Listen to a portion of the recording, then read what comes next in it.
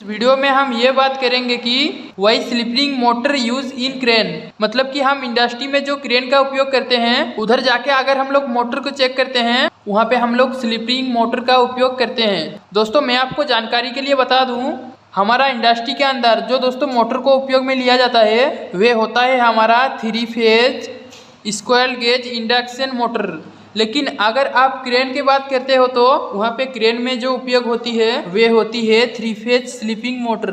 अब ये जो हमारा दोनों मोटर है, स्लिपिंग मोटर और स्क्वायर गेज मोटर, ये दोनों में मोस्टली अंतर क्या है? ये दोनों में एक जो बड़ा अंतर आता है वो होता है दोस्तों हमारी स्लिपिंग मोटर होती है उसमें हमारा जो रोटर होता है, इस रोटर के ऊपर सबसे पहले तो वाइंडिंग को कर दिया जाता है और उस वाइंडिंग के जो वायर होती हैं उस वायर का एंड में हमारा कम्यूटेटर से कनेक्टेड कर दिया जाता है। तो दोस्तों इसके बाद जब भी हमारे मोटर को चलाते हैं हम हमारे एक एक्स्ट्रा रेजिस्टेंस बॉक्स को हमारे इस रोटर से कनेक्टेड कर देते हैं। आखिरकार ये सभी का मतलब क्या होता है, वैसा हम लोग क्यों करते हैं, ये दोस्तों हम लोग आगे जानेंगे। लेकिन अगर हम हमारे स्क्वायर गेज मोटर की बात करेंगे तो इसका जो रोटर होता है दोस्तों बिल्कुल सिंपल सा होता है। इसका रोटर पर भी दोस्तों वाइंडिंग होता है लेकिन वो हमारा कंडक्टर बार की बना हुआ रहती है और उसका वो कंडक्टर के बार को एंड से शॉर्ट कर दिया जाता है। ये दोनों के अंदर मेन डिफरेंस जो है दोस्तों वे डिफरेंस ये है कि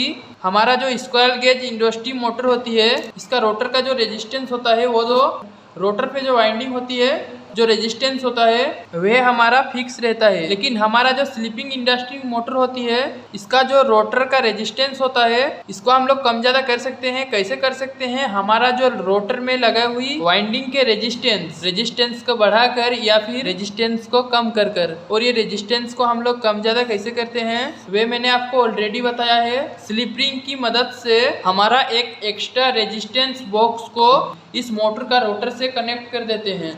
और दोस्तों ये तो हमने मोटी मोटी बात की है।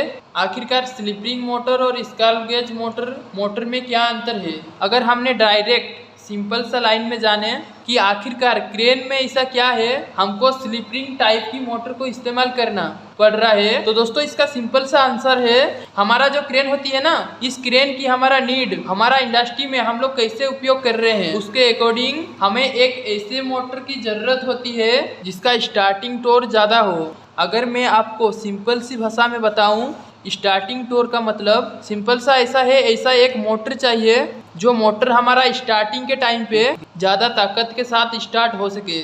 मतलब ये हमारा मोटर बंद कंडीशन में है और इसके ऊपर मैं काफ़ी सारा वजन को पहले से डाल दूं तभी भी हमारा मोटर लोड कंडीशन में भी स्टार्ट हो सके। ऐसे हाई स्टार्टिंग टॉर्क वाली मोटर हमें ज़रूरत होती है क्रेन के लिए। दोस्तों अगर आपको टॉर्क को अच्छी तरह से समझना है तो दोस्तों कमेंट बॉक्स पे कमेंट करके बताइए, इसके बारे में मैं वीडियो बनाएगा। लेकिन दोस्तों अभी के केस में आपको सिंपल सी एक बात क्लियर हो गई होगी, स्लिपिंग मोटर का इस्तेमाल इसलिए किया जाता है क्योंकि क्रेन के अंदर हमें हमेशा हाई स्टार्टिंग टॉर्क वाला मोटर चाहिए।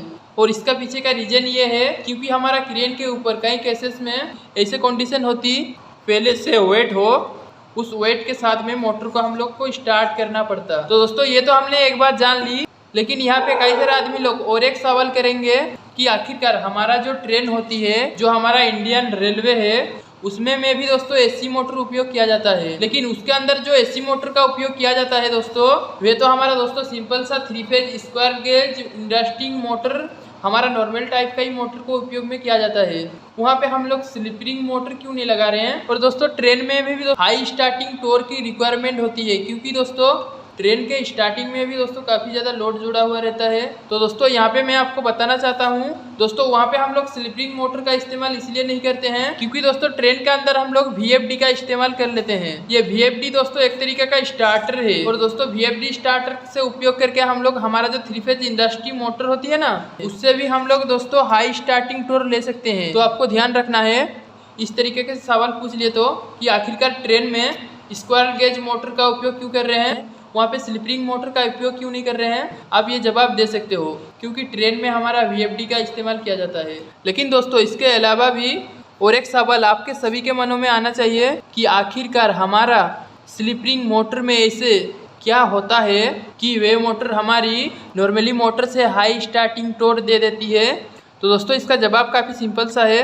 आपको एक चीज़ पता होना चाहिए कि हमारा जो टॉर्क होता है ना दोस्तों ये मोटर का टोर क्या रहेगा वे इस बात पे डिपेंड करेगा कि आखिरकार हमारा जो रोटर है, रोटर पे जो दोस्तों वाइंडिंग हो रखी, उस वाइंडिंग में हमारा कितना मात्रा से करंट फ्लो हो रही है। अगर हमारा रोटर के ऊपर जो वाइंडिंग हो रखी है उसमें हमारा करंट ज़्यादा फ्लो हो रही है तो हमारा टोर कम हो जाएगा। लेकिन अगर हमारा रोटर वाइंडिंग में करंट काफ़ी कम फ्लो कराएंगे उस केस में हमारा जो टोर है वे टोर हमारा मोटर की बढ़ जाएगा। और आप सभी को एक बात ये तो पता ही होगी, अगर हम लोग कहीं पे भी करंट कम फ्लो कराना है तो क्या कर सकते हैं, रेजिस्टेंस को ऐड कर सकते हैं। अगर हम कहीं पे भी करंट को कम फ्लो कराना है तो अगर हम हमारे वाइंडिंग में रेजिस्टेंस को ऐड कर देंगे तो रेजिस्टेंस को बढ़ा देंगे तो उस केस में ऑटोमेटिक जो करंट है वे करंट हमारा कम हो जाएगा। अगर करंट कम हो गया तो हमारा जो टोर है वे टोर बढ़ जाएगा।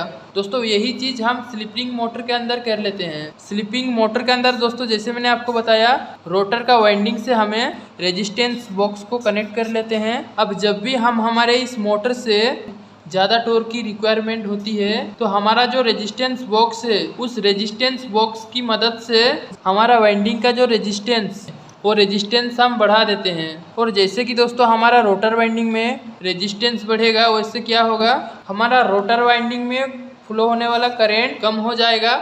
अगर करंट कम फ्लो होने वाला काम होगा तो दोस्तों जैसे कि सबको पता है हमें मोटर से ज़्यादा टोर मिलेगा। दोस्तों ये सिंपल सा होता है हमारा स्लिपिंग इंडस्ट्री मोटर में। दोस्तों उम्मीद करता हूँ कि स्लिपिंग मोटर से आपका सारा डाउट क्लियर हो गई होगी। दोस्तों अगर आपका मन में कुछ डाउट रह जा रहा है क्वेश्चन का तो दोस्तों मेरे को कमेंट बॉक्स पे कमेंट करके बता सकते हो। उसके बारे में दोस्तों मैं वीडियो बनाने का कोशिश करेगा। आज के लिए इतना ही, धन्यवाद।